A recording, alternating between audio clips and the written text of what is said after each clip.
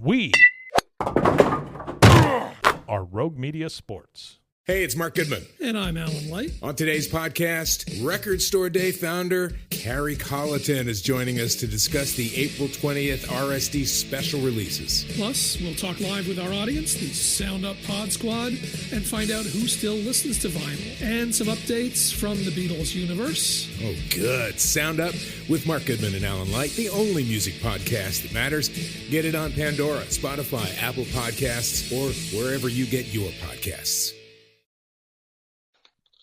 And it is another episode of the Doomsday podcast. Matt Mosley, Ed Werder coming to you the morning after, as we tape this, the morning after a Cowboys huge victory over the San Francisco 49ers, 40-10. I mean, just absolutely took this thing to the house. And Ed Werder, as we prepare, we got a big guest. We got from ESPN, a good friend of ours, Trey Wingo, who's about to have his very own morning radio show. In fact, he's going to jump in there and replace one of the mics.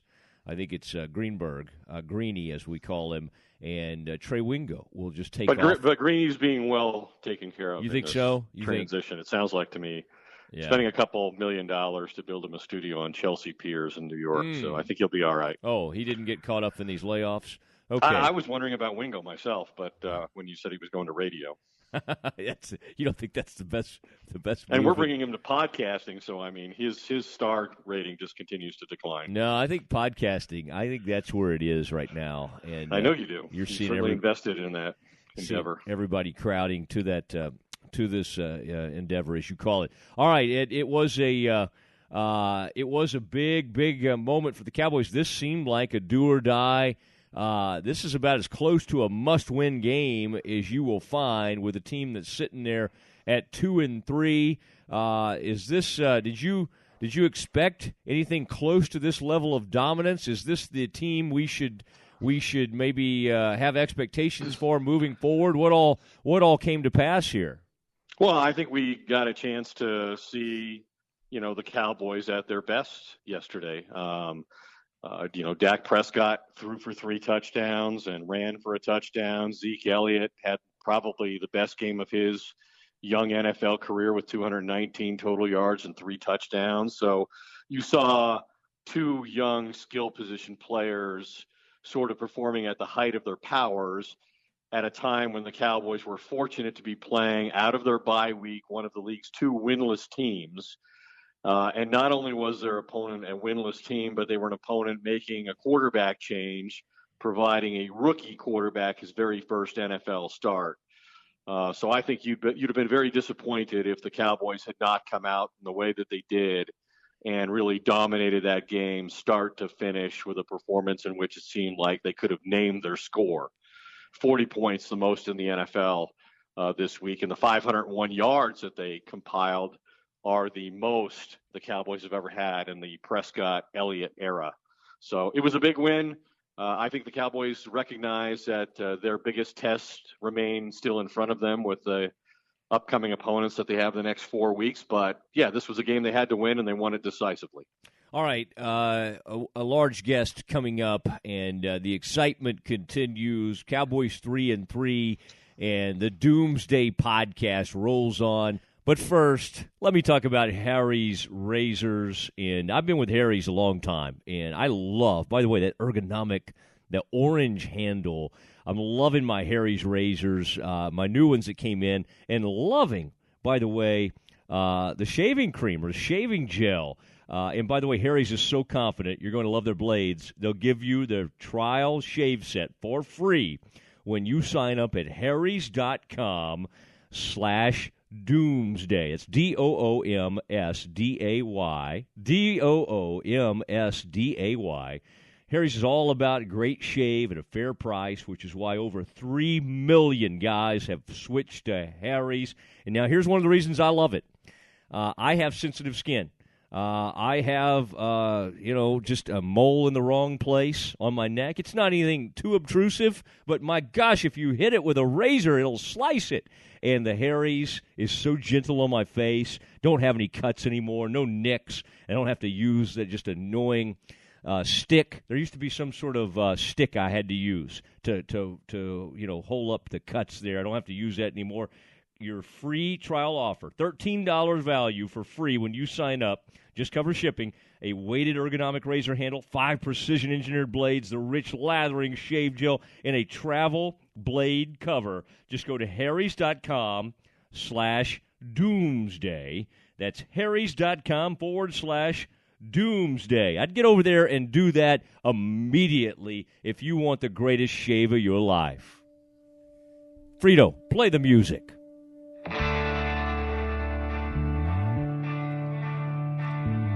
And there it is, the Doomsday theme song, the Doomsday podcast theme song. So happy to have Ronnie Foss doing that, and happy right now, and Ed Werder standing by. We have it's a big get for us. We've tried to get this guy for many weeks, and though he said he would come on, he was always over at Wimbledon or involved in the U.S. Open tennis. His name is Trey Wingo. He and I went to college. We didn't go together, but we did go to the same school. And Trey, I want to welcome you to the podcast, and I also want to thank you as we do this for being such a huge supporter of the Doomsday podcast and getting us off to a great start with a lot of the tweeting that you do and the support. I don't even know if you realize how much that helps Doomsday, and that's what's caused a lot of folks to want to partner with us. So thank you, and welcome to your first appearance on the Doomsday podcast. Do you think we've had to beg him more to be a guest on the show or more to promote our show through Twitter? A little bit Do of I both. get to speak ever in this thing? Or are you just going to keep talking? I mean, you are accustomed to that, aren't you? That's why you're a host. Matt, that was like the longest intro in the history of the world. Well, that's the great thing about podcasts. There are no time constraints here on the Doomsday podcast. No. Apparently, you've never seen any of the leads Boomer had when he threw to me at games back in the day. Yes, what? Some spread.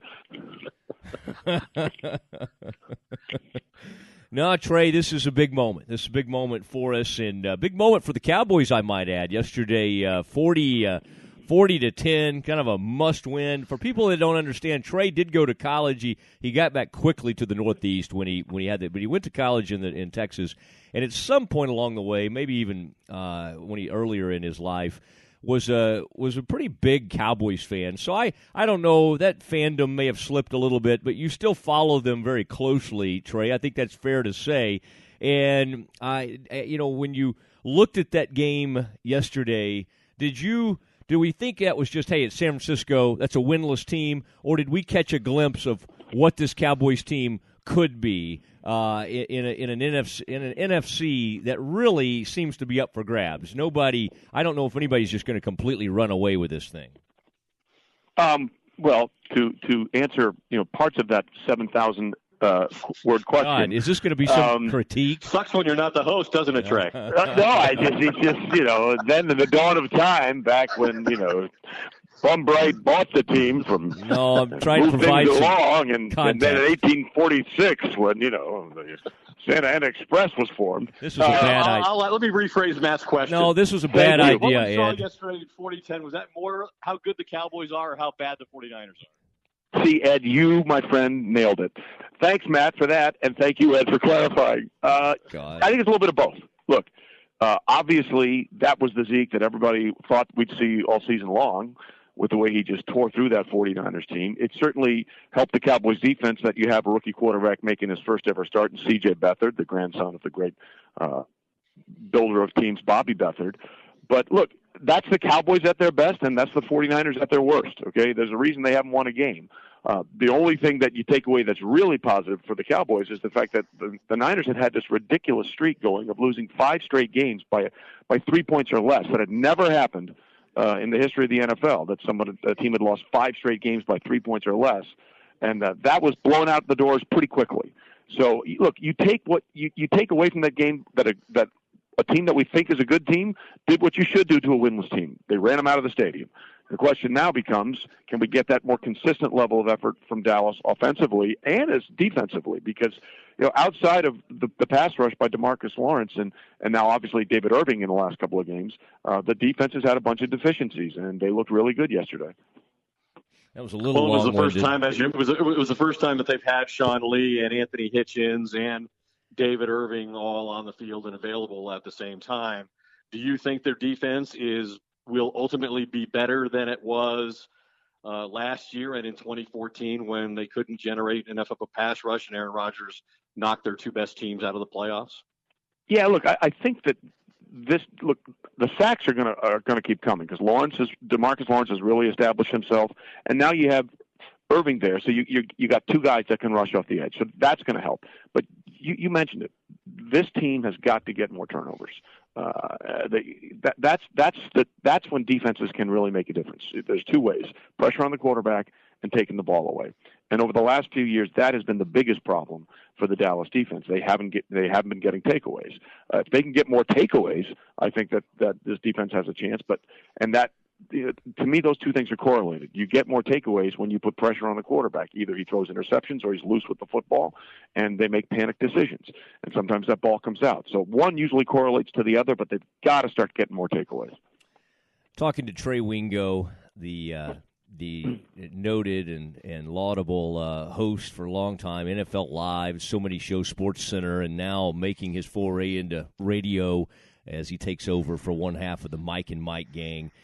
In late November, so he'll start doing all that. Trey, this Zeke thing, you've watched it happen. We've talked a lot about it. We've had Mike McCann from SI. We've had Daniel Wallach. We've had a lot of legal experts on. Do you, as you try to read all the tea leaves and read all these reports, I mean, how do you see this thing eventually ending up? And do you think there are some people who believe, hey, take your medicine now. This season does not look that great. Go ahead and serve the 6 games, and it's better for everybody. Some, including Jerry Jones, fight, and maybe you'll have ended up with Tom Brady, and you'll at least get this whole season. Where would you come down on that line of thinking? Well, he's serving 6 games. It's just a matter of when it happens. And they may do a great job of delaying it, like Brady and the Patriots were able to do for a whole year. But this is not going to be punishment denied. It's going to be punishment delayed or punishment deferred. At the end of the day, they can go through all the legal loopholes they want. But what happened with Brady is really the biggest issue for Zeke because Brady believed that there were issues in the way the suspension was handed out to him, and maybe the process wasn't fair to him, and they went through all these courts. But at the end of the day, what did the court say? Yeah, it may not be fair, but you allowed Roger Goodell to have this power by collectively bargaining these issues, and we're not going to break that collective bargaining agreement. So unless there's some unbelievable piece of evidence that has not yet surfaced as to how broken maybe the process was by the NFL and grossly unfair to Ezekiel Elliott, I think at the end of the day, it's just a matter of when you're serving the suspension because there's already been a precedent set in the court system, and that was Brady and the 4-game suspension. But you know what, Trey? Daniel Wallach, one of the legal experts out there who comments in the media quite a lot about this, told us he thinks there's a significant chance.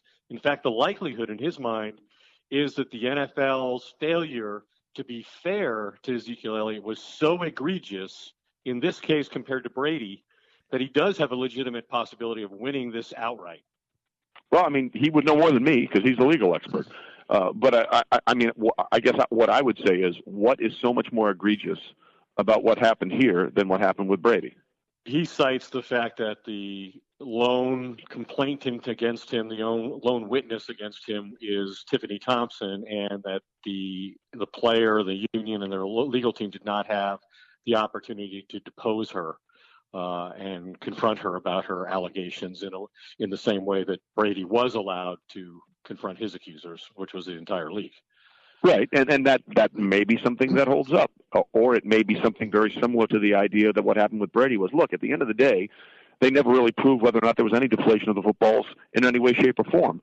So it was about the process. It became about whether or not he had the power to do this, as opposed to things that in the process you didn't like. And I mean, look, again, I'm not in any way saying I know more about the law than Daniel Wallach. All I'm saying is the precedent that's been set has nothing to do with the fairness of the process by the commissioner and the Brady situation. At the end of the day, it was, yeah, maybe, but you gave him the power to do this. Let me ask you this question, and then I'll defer to Matt. Well, be careful, because when you defer to Matt, it'll be a 30-minute question. So be careful. Get a good one in, Ed. I'm trying to help you here. I think that the Cowboys season ends the minute Zeke starts serving a 6-game suspension. Do you think that's the case, or do you think they're good enough to withstand losing him for 6 games should it happen this season or even the beginning of next year? Well, look, I think that this team has good running backs outside of Ezekiel Elliott. But there's a difference between having good running backs and having an elite running back. I mean, that little screen pass that he took to the house yesterday, is Alfred Morris doing that? Is Rod Smith doing that? I'm not so sure. Is Darren McFadden doing that? The question becomes, when you see what the Cowboys' offensive line can do when they're playing like they were last year. Okay, here's a 4-yard play that Zeke turned into an 8-yard play, or a 5-yard run that Zeke turned into a 15-yard run. Those 4, 5, and 8-yard runs will still be there, but can those backs turn them into those other things? And that's what made Zeke special, is not only the holes that he had to run through, but the things he did after he went through those holes that extended those plays. And that's where I think the drop-off occurs. You may have a consistent running game, but you won't have the explosive plays that you get with Ezekiel Elliott. Boy, I tell you, Trey, this is a time I need to tell you about something, and Ed knows this because Ed's seen this, and I'm talking about something called Bombfell. And listen, this is perfect for you, Trey, a guy who, well, now on radio, I guess you'll still be on TV, but you still need to dress nicely.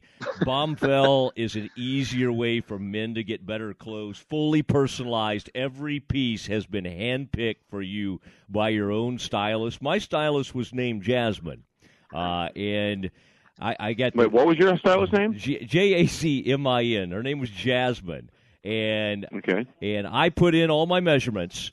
And now Ed's seen this. I got some sort of golf shirt that was just gorgeous, kind of horizontal stripes, made me look thinner than I actually was, and some really nice sort of twill golf shorts that they sent me. You'll receive the clothes. You have 7 days to tell us what you want to keep, and then you send the rest back. Now, here's how you do it. $25 off your first purchase. You just visit Bombfell, that's BOMBFELL.com/Doomsday. And I'll tell you this is a beautiful experience, Trey. I want you to get involved. And again, it's BOMBFELL.com/Doomsday. It's bombfell.com. Trey, does that sound something like that you might enjoy using some Bombfell or having a personal stylist? Have you ever tried something like this? I have not, but I'm willing to. And how do you spell that again? One more time?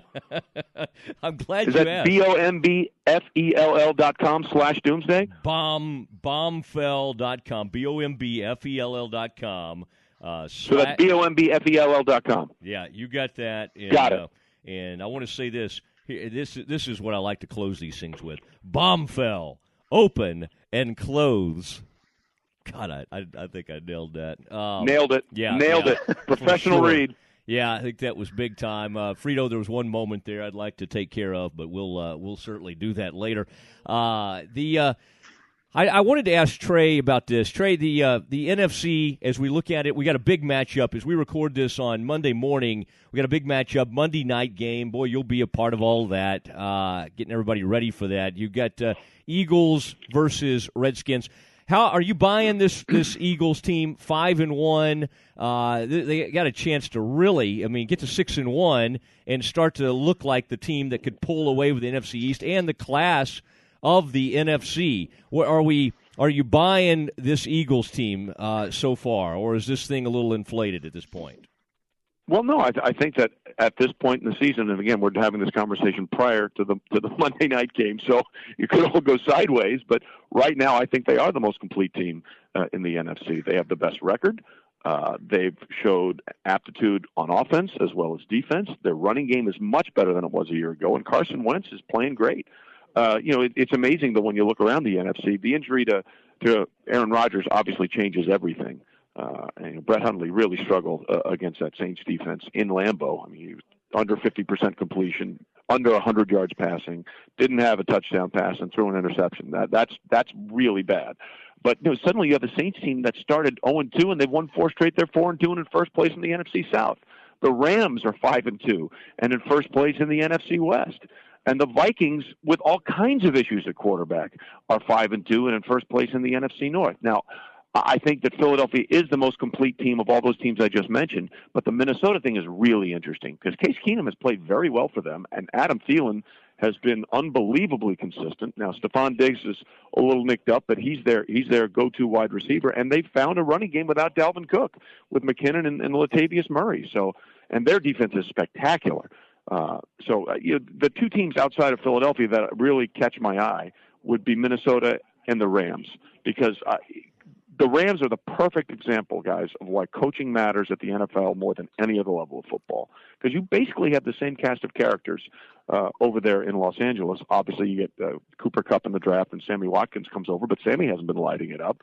It's Sean McVay getting the best out of Jared Goff. When Jared Goff looked like a reject last year, he gets a new offensive coordinator who was really his head coach, a new fresh start with a guy who's a brilliant mind, and look what we're seeing. And let's not forget who the defensive coordinator is for the Rams now, and that's Wade Phillips, maybe the best in the business there.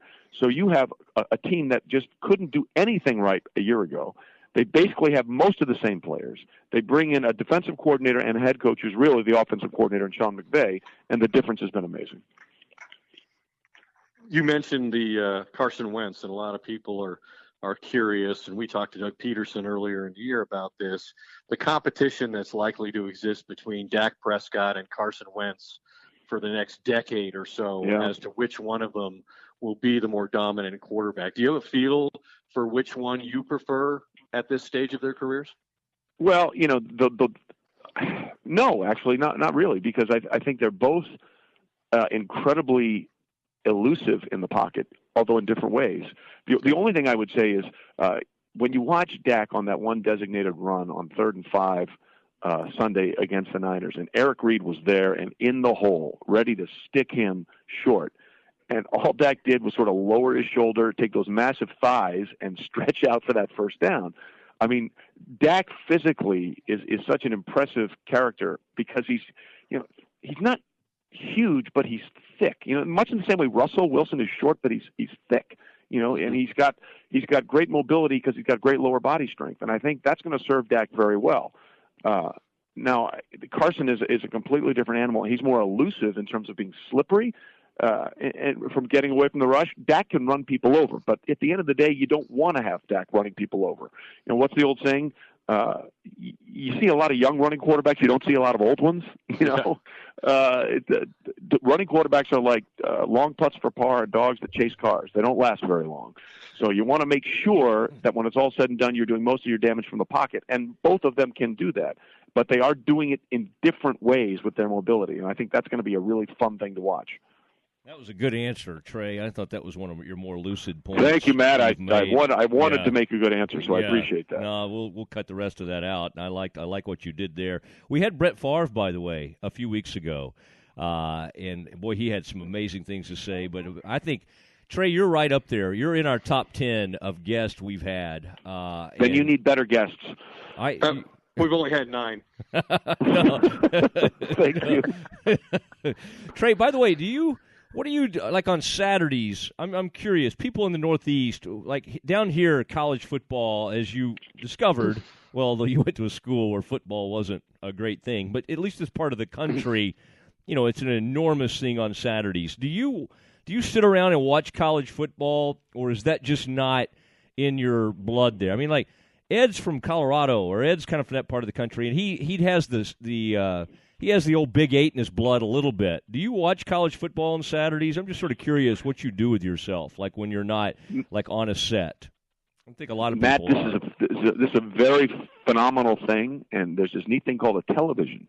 And even though you're not in the South, where there's much more college football going on, say in the Northeast, you can actually see those games through the picture box. No, I know. It's amazing. I know. I just wondered if you actually take the time and you're like still like way into college football or not. Yeah, absolutely. I watched a bunch of the games. Of course, we also had the ALCS going on Saturday, so my remote was getting a workout between the Stros and the Yankees and Notre Dame and USC and the Michigan-Penn State game and everything else that was going on Saturday. It was a lot of fun. Okay. Well, I have a method to my madness. I just feel like the Mike and Mike show. What is the method? Please explain, because I've got the madness part down. They've got madness is evident. The madness is evident. I mean, they've had a great run, but I think that's one thing. There's several things you can bring. You're funny. I mean, you've got that going for you. And I think the show could use, I think it's been very, very NFL-centric, and you're certainly going to bring that. But I don't want you to leave out, I think the college football is one thing, and you're seeing it. And we heard something from your old pal, Brent Musburger. I don't know if y'all are pals. I assume you like Brent. But Brent saw something remarkable happen in Vegas last weekend. Not this past one, but the weekend before. More money at where he works at the sports book came in on college football than the NFL. It was like the first time in like 25 years that's happened. And so I just want to make sure as you get ready to start this sort of new phase of your career in life, I want you to come strong with the college football. And then also, I'm here for you if you need me in that regard. Well, Matt, let me just say thank you. And I appreciate you being there for me. And I promise that I will come strong with the college football. Yeah. Okay. What are you doing the rest of the day? Working, doing a TV show, NFL Primetime. Oh, okay. Is that the picture box thing you were talking about earlier? That exactly. It's in color sometimes.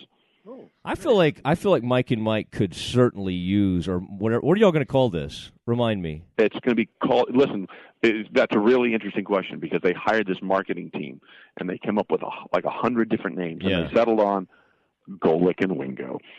So, we could have done that on our own, you know. I mean, his name to go in front of yours. Alphabetical, I don't care. That's the first it's just very funny that we hired this marketing team. Like Did all those things. We've come up with the best one, Golick and Wingo. I was like, really, guys? Really? Wingo and Company, Wingo and others. Well, I was going to go with Wingolick because that incorporates both of our names, Wingolick. You must have had too much. You must have been charging too much of a fee. Yeah, marketing people shot that one down pretty quickly, apparently. It was Trey, by the way, Ed, that came up many years ago when I became the first ever full-time blogger at ESPN.com. Kind of an ill-fated job. It was Trey, I believe, who hatched the name Hashmarks, and that became I mean, a runaway hit, at least until a year in when they pulled it. That's so good that I went out and got a consultant for his own show. But think about this, what you just said, Matt. When was that? Was that 2006, 2007? Yeah, when you were here 2007, yeah. Okay, and think about how crazy things have changed. In 2007, your job was to be the lone blogger for all 32 teams in the NFL. And now we have like 400 people blogging the NFL for us. I mean, just think about how quickly things have changed. It's unbelievable. It is. And the worst thing for me is that when they hired me, that Florio thing had just taken off, and he seemed to have a pretty good handle on how to account for the 32 teams, and that was sort of what I was being measured against. But anyway, here we are. I've been laid off by ESPN 2 or 3 times, and we've lived to see another day. Trey, thank you, buddy. Is there anything else you wanted to add? Is there anything else I didn't ask about that you wanted to share? Like, do you want to comment on the Jamel Hill situation? No, I'm good there, but I appreciate you bringing that up. Okay, that's good. All right, Trey, I appreciate that, Wingo. This is one of the few appearances that I've made with Trey where he wasn't calling my phone to make it go off in the middle. I just want you to know, we're doing this in the pod, and we had your phone up. We really were debating whether or not we were going to call it. So that did actually come across. Just so you're aware. All right, just so you're aware. He asked me a question on NFL Live, and then while I was on camera, he knew I was expecting calls, so I didn't turn off, the ringer. And so Trey would call me in the middle of the night answering his question on live television and make my phone ring while I was in my hand underneath the desk, and I'd have to glance down to see, hey, is that Gary Kubiak? Is that who? Who no, it was just me. It was just me. Honestly, that was some of the most fun I've had in the 15 years of doing this show. Well, you'll have to find another way to have your fun now, won't you? We'll figure it out. We'll get somebody. It won't be the same. Yeah, exactly. All right, Trey, thanks for doing this. We appreciate you, and we this will be I want you to tweet this out to all your friends out there and your followers. I think you're well over 1 million followers now, and we're proud of you for what you've done on Twitter. And this will be out, I don't know, about noon Dallas time, 1 o'clock Eastern. So thank you very much. We appreciate everything you've done, Trey, to support Doomsday. Thanks, Trey. I appreciate it, buddy. Hey, anything for you guys. Always fun. Thanks, right. Trey. There he was, Trey Wingo. And there's Ed Werder continuing to talk over me. And there he was, Trey Wingo, calling from Bristol, where he's getting ready for some big-time Monday Night Football, NFL Live, whatever that show is he does up there. And we've all been friends for a long time, and so fun to have Trey on. He's been a big believer and supporter of Doomsday from the start. Ed, we'd be remiss if we did not talk about the performance of the Cowboys' defense. This is a much maligned defense. I think we saw an immediate difference, and I think we'll find out, of course, with that Washington game coming up. They got some tougher opponents, and so we'll know what Sean Lee meant to this defense. We know he's a great player. We don't know if he's like 40-10 different. Part of that was playing an inexperienced, a rookie quarterback is Beathard? C.J. Beathard was a third-round pick. They traded up to get him in the third round. So anyway, Beathard had looked okay in a relief effort against the Redskins. Boy, he struggled against the Cowboys, and the rush got to him. But I think, Ed, you did see some glimpses of what this defense could be, and then you saw something extremely important, and that was a couple of turnovers. One caused on a strip sack by DeMarcus Lawrence, who now has 9.5 sacks, leads the NFL. We got to talk about him. Actually, Calais Campbell has 10, and he leads the NFL. Oh, man. That's Lawrence always leading the NFC, right, and he's right there. Okay, let's call it that. And then Jalen Smith, our guy, who we had on, and we like Jalen a lot, but Jalen had sort of been exposed in a starting role. You saw him make a couple of plays when he was back in a role of sort of a complementary type player, a rotation type linebacker, and he had a strip sack, and so that was fun to see. Ed, a pretty explosive and dominant performance, I would say, by the Cowboys defense. Yeah, and I asked somebody in the Cowboys organization as they were gathering their belongings and leaving San Francisco to return to Dallas after the game last night, the same question I asked Trey, which was that Dallas or was that San Francisco? And this person said it was a lot of both. We were really dialed in, but they were bad. And so we saw the Cowboys create turnovers for the first time since week 2. They got 3, the first of them obviously on special teams to set up the Cowboys' first score and provide the lead that they would never relinquish. But, we are. I mean, Darren Woodson, I think, made the point in training camp when we talked to him about this being a defense that, might not be that competitive early in the season, but certainly on the back end, they were looking at being much better late in the season than they were at the same point a year ago when the playoffs started. And maybe we're seeing some sort of evolution now. I am encouraged by not only what we've seen from DeMarcus Lawrence, but by David Irving's continued presence now that he's returned and rushing not only off the edge, but also from an inside position, sort of like Leon Lett did with the Cowboys' dominant defenses back in the 90s when they were winning Super Bowls. And, curiously enough, Lett is one of the defensive assistant coaches working with the defensive tackle. So that's a skill set he's familiar with refining and creating and evolving. And Lawrence continues to get a sack at least every week. We still haven't seen him pick a lot of balls in the secondary, but if they can get a consistent pass rush, to me, that's the biggest shortcoming on this team going into the season. And if they can get a lead on offense and they can make people play from behind, and Irving and Lawrence can continue to do what they've been doing the last couple of weeks, then I think the prospects are pretty good for the Cowboys to at least be competitive on that side of the ball in a way that we didn't see early in the season, especially when Sean Lee was out of the lineup for a couple of weeks. And we were reminded of the formula that works for this team, banging away with that running game and keeping the defense off the field. And then when the defense was out there, they did make some dynamic plays. Boy, good point on your part. Bring it up. I'm glad you brought it up. David Irving from the inside looks so disruptive, and just because of his height, I'm not saying he's going to be Leon Lett, But it does, and Ed, you covered some of those teams, and you remember Leon Lett in his playing days. You know how incredibly disruptive he could be. Irving, one of those passes he knocked down, it wasn't even like at its highest point. He just sort of reached up there, and he didn't have to reach up very high to knock the pass down. That is interesting to watch. How much he's causing. Well, he's got a different body type and a different skill set in terms of his quickness, than interior offensive linemen are used to having to block.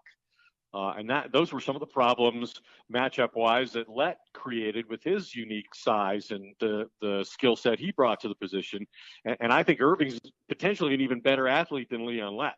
I mean, he's a bigger, thicker guy, but very explosive off the ball. And a guy who, he's going to get in the quarterback's line of vision and make it difficult for him to get the ball past the line of scrimmage and to see receivers down the field at times, I think.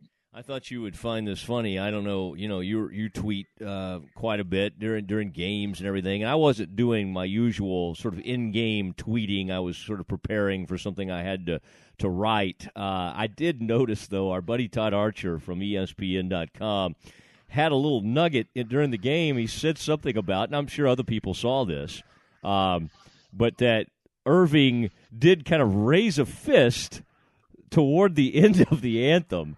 And I just had to chuckle because I thought, something tells me Jerry didn't see that. There's no way in the world, I mean, that Jerry, even given his warning to players, you'll sit if you disrespect the anthem at all. I think the way David Irving's playing right now, I don't think there's any way Jerry goes back and looks at the tape of a fist possibly coming up at the toward the end of that anthem. Yeah, I believe to avoid putting himself in a position where he had to, follow his own edict and punish a player if he felt he disrespected the anthem. Jerry, during the anthem, I'm not positive, I don't know if there's any video of this. I didn't see the early part of the broadcast yesterday, but Jerry turned his back to the field so that he couldn't see anybody on the sideline. I wish we did have footage of that. I like that, Ed. That's good. Jerry just turning around. But, it's interesting, right, that for the most part, I think the Seahawks now lead the league in terms of the number of players who are kneeling during the anthem or otherwise protesting during that part of the pregame festivities. But it was interesting yesterday that the game pitted Jerry, who obviously didn't get his way with the league's owners in terms of, mandating that players stand. And so he was sort of seen as an outlier in all of this. And they were matched up against the team that began the whole anthem demonstration with Colin Kaepernick. And Jerry felt strongly, as so do some other owners, that Jed York's largely responsible for a situation that's gotten out of control because he not only allowed Colin Kaepernick to do what he did without retribution, but then in his public comments afterwards has continued to sanction players' rights to free speech and demonstration in the way that they did, even though, as Jerry said, he thinks it's detrimental to the business of the NFL. Yeah, that was interesting, the owner matchup, and I wonder if I'm sure they, cross paths, but all the owners usually do if anything like that came up. Ed, folks don't get to see you as much on TV, sadly, anymore, but, boy, they hear you on Doomsday. They hear you on that Westwood One. And at some point, when I get these razors in your hand, these Harry's razors, I want you to see, I want you to put out a picture of that goatee and how nice it looks once you kind of shape that thing up. I've been using Harry's, and I'm a guy who gets a lot of cuts. I really do. I've tried every razor, and I'll say this, the Harry's razor, I have not had a nick since I've started using Harry's. Is so confident, by the way, you're going to love their blades. They'll give you the trial shave set for free when you sign up at harrys.com/doomsday. You just pay for shipping. Harry's is all about a great shave at a fair price, and it's why over 3 million guys have switched to Harry's. Claim your free trial offer from Harry's today $13 value for free when you sign up. You just cover shipping. It's a weighted ergonomic razor handle, Ed, 5 precision-engineered blades, a lubricating strip and trimmer blade, rich lathering shave gel, and a travel blade cover. Now, I will say this. I was a little wary of the when I saw the shave. I said, is this going to foam up like I like it? Is this – I mean, I know the razors because I've used the razors for a few years now. I know the razors work. What's this lathering gel like? And, Ed, the stuff just lathers up on your face, gives you a really nice shave. And you've done this. You've gone into grooming shops before or whatever you call these places, and you've gotten yourself a gel or shaving cream that just kind of goes into your skin, and there's nothing left to shave. And I'll just say this, Ed, the Harry's that comes with the free trial offer is big time. So I look forward to getting these in your hands. You keep saying that, but I don't see any result. But I am reassured to know I don't have to worry anymore whether you're going to be doing these shows from the emergency room because of a bad shave. I'm glad to know that you don't need plasma on hand when you step in front of the mirror to shave anymore with these Harry's razors. I've had some really bad episodes in there. Get your free trial all set. bleeding stops eventually. All bleeding stops eventually. That's right. Let's stop the bleeding on this Doomsday. Harrys.com /Doomsday. Do it right now. That's Harrys.com /Doomsday. That's DOOMSDAY. And Ed, one last point I wanted to make. We got as we sit here talking about this, we got that game tonight. Wanted to get your thoughts on that. This is a big one. This big division matchup, Redskins and Eagles. The Cowboys have had some success in the past when they don't play, when they're just sitting back waiting for things to happen. I just have a strong sense, and maybe it's just a stomach ache. I don't know. But it is I feel like the Redskins are going to get this thing done tonight, and certainly that would make things even more interesting. It would put the Eagles at 5-2, improve the Redskins to 4-2, and there the Cowboys are sitting there at 3-3, getting ready to face the Redskins. How do you assess this division right now?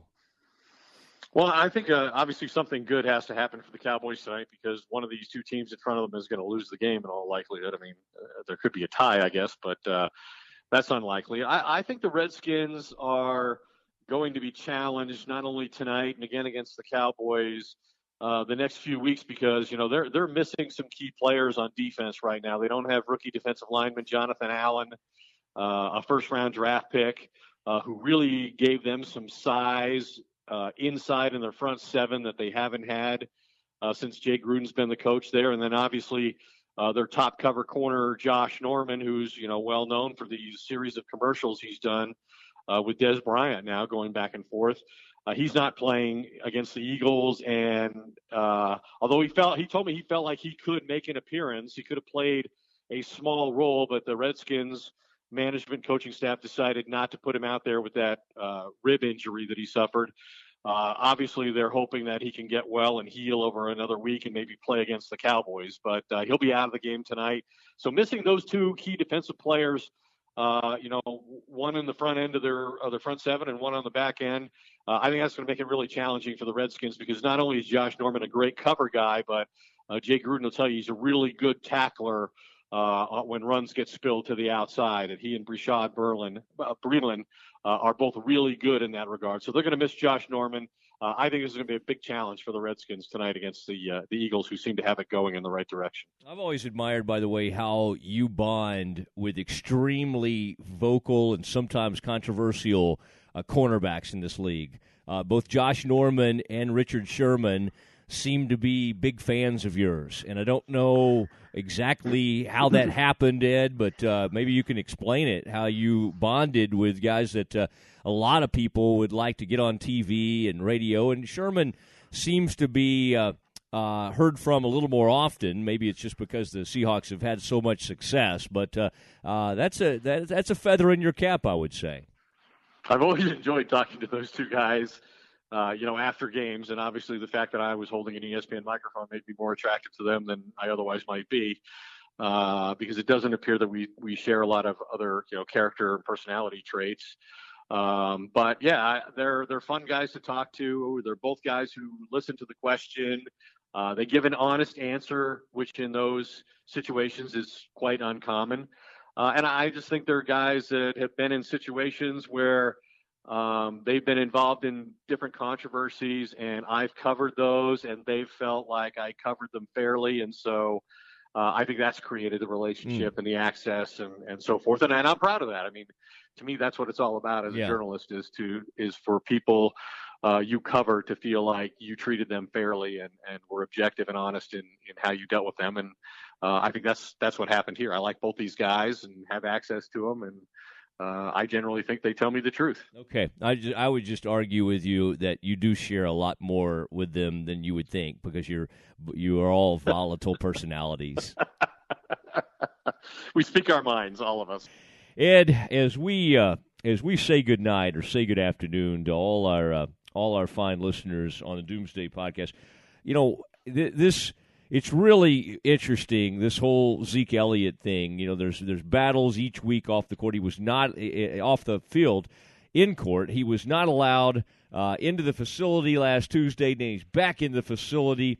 I thought what we saw from Zeke Elliott against San Francisco was finally a guy, and we've seen glimpses of this, especially in the fourth quarter against Green Bay, but a guy who just for whatever reason, any sort of hang-ups or whatever baggage he was carrying from off the field, I thought he, for the first time, maybe really channeled that throughout the game. And then you saw we talk about the rare qualities of certain players. When you see a guy take off down the sideline for 72 yards and you see people with linebackers and safeties with what seemingly are angles that can't get to him, that's that sort of rare quality. And there he was, scampering down the sideline. Big game for Zeke Elliott. And, Ed, I know the Cowboys, it looks like, will at least have him for the next game. Yeah, he got the favorable court ruling this morning. So coming off the 219-yard total offensive performance and a big decisive win on the road against the 49ers to return home to that court decision that ensures that he'll play against the Redskins. It's clearly Zeke Elliott's world, and we're all just living in it in our own small way at the moment. But, if you're the Cowboys coming out of your bye and facing sort of a critical, I think these next four games are probably going to define what kind of season they have and what kind of team they are. And to begin that, coming out of your bye week at San Francisco, and then you have to turn around and play another road game. It's at Washington, but it's Washington on a short week because they're playing the Philadelphia Eagles tonight. So that's a very favorable situation for the Cowboys to be in. They play Washington, Kansas City, Atlanta, which is struggling right now for an offensive identity, and then the Eagles, who are better than anybody expected. So I think those four games will really be significant in determining the outcome of this season for the Cowboys. Yeah, I agree. And there's something at play. And one thing I do want to mention, and I'd be remiss if I didn't mention, first of all, both our legal scholars that come on this, our legal expert, sports law, Michael McCann does such a great job for the years. People recognize his name with Sports Illustrated, sort of a new up-and-comer. Daniel's been around a little while, but he's sort of his name starting to permeate throughout the NFL, Daniel Wallach.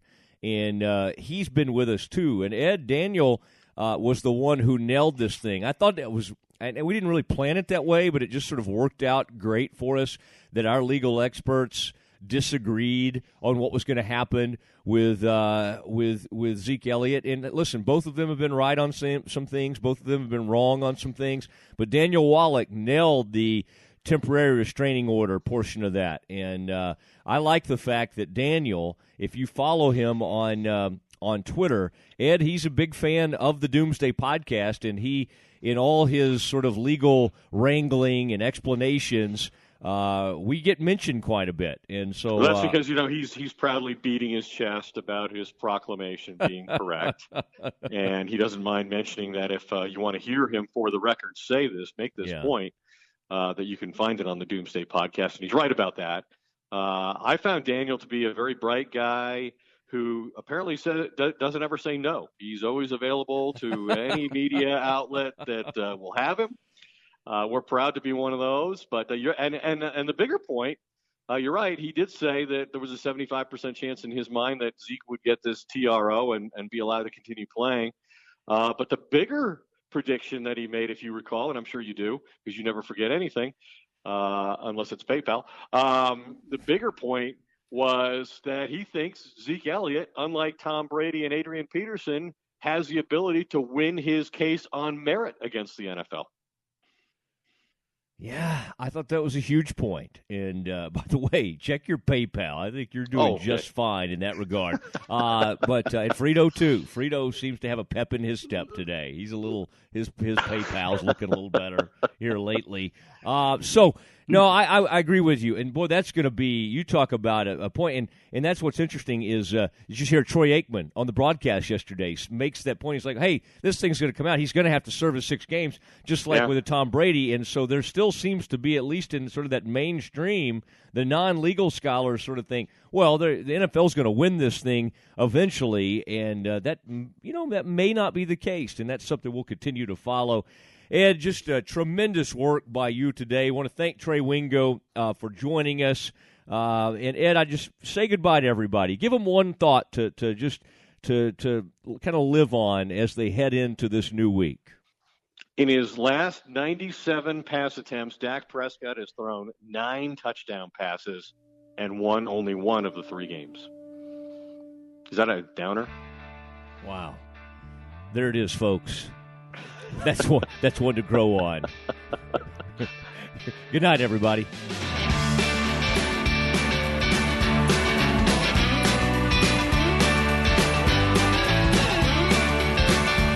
Well, Christmas lights are shining, stockings have been hung. You're praying for your daughter, lighting candles for your son. They're living in the city now, you don't see them anymore. This year will not be like the ones before.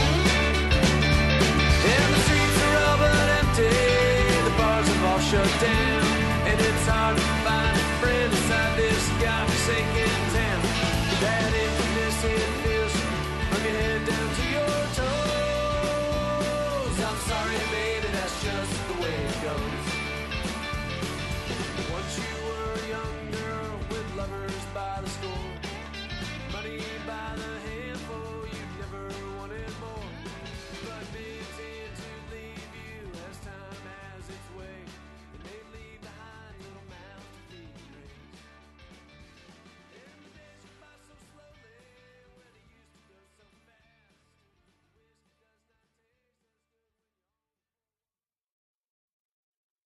Start clean with Clorox, because Clorox delivers a powerful clean every time. Because messes happen. Because... Hey, listen. Remember how you told me to toss those takeout containers before we left for vacation? And you were like, I'm serious. If that leaks over the counter, it'll be a slimy abomination by the time I get back. And I was like, yeah, of course. Don't worry about it. I won't forget. Well... Ooh, yeah, that happens. So start clean with Clorox. Use Clorox products as directed. Rinse after use if in contact with food surface. Hey, it's Mark Goodman. And I'm Alan Light. On today's podcast, Record Store Day founder Carrie Colleton is joining us to discuss the April 20th RSD special releases. Plus, we'll talk live with our audience, the Sound Up Pod Squad, and find out who still listens to vinyl. And some updates from the Beatles universe. Oh, good. Sound Up with Mark Goodman and Alan Light, the only music podcast that matters. Get it on Pandora, Spotify, Apple Podcasts, or wherever you get your podcasts.